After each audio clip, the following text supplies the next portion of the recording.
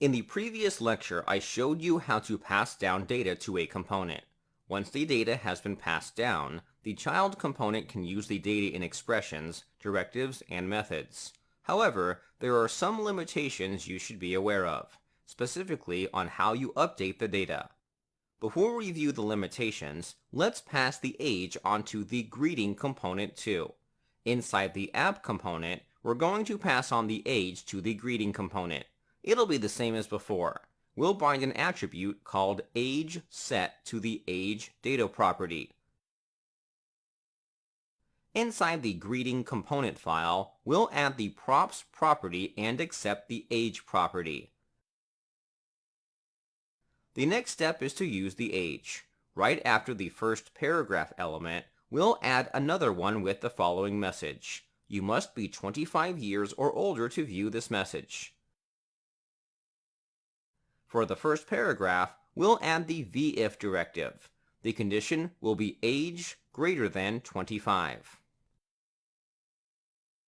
The second paragraph will have the VELSE directive. The first paragraph will be rendered if the age property is greater than 25. By default, the age is set to 20. This will return false. As a result, the first paragraph will not be rendered.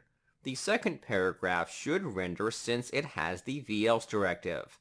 This is a very simple use case of conditional directives.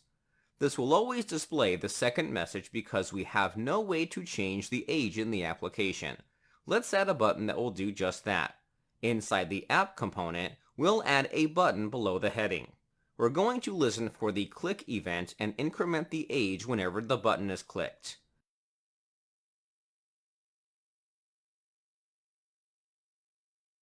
With those changes made, let's check out the application. Initially, we'll be greeted with the second message. If I were to click the button, then the first message will eventually appear. Both the greeting and user components are updated with the latest changes.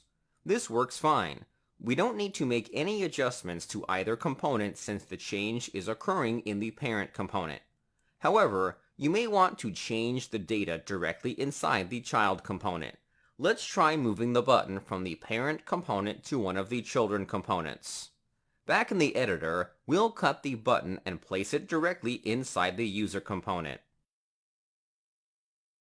This will result in an error because we are not allowed to mutate props. The reason we aren't allowed to do this is because the parent component will not be notified of the change.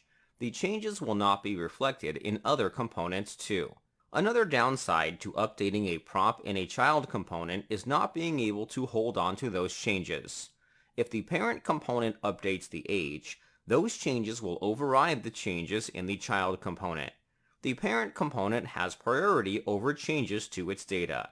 This means that the user component will use the age inside the app component instead of using its own version of the age.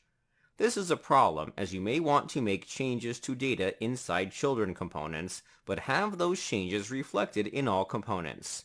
This includes sibling components like the greeting component. How do we let the greeting component know the age was updated? We'll discuss a solution in the next lecture.